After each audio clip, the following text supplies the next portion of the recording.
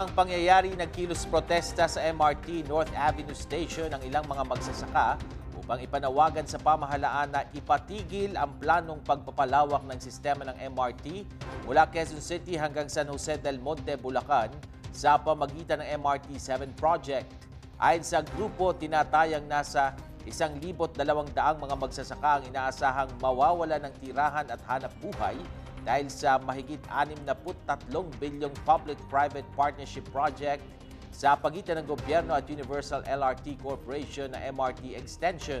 Ang MRT 7 project ay 22 kilometrong train system mula North Avenue, Quezon City papuntang Tungkong Mangga sa San Jose del Monte, Bulacan at dadaan ang mga istasyon ng mula North EDSA papuntang Quezon Memorial Circle, University Avenue sa UP Diliman, Tandang Sora, Batasan, Manggahan, Doña Carmen, Regalado, Fairview, Lagro, Tala at magtatapos sa Tungkong Mangga.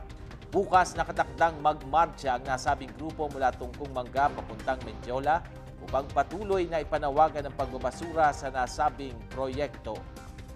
Kaya po ipakita namin ang protesta para maunawaan ng sambayan ng Pilipino na itong MRT-7 ay hindi para sa kaunlaran ng mamamayan, kundi kaunlaran ng pamilyang Danding Cuangco, Henry C. Ayala, Aranita, na kung saan sila ang makikinabang sa proyektong ito, hindi ang sambayan ng Pilipino.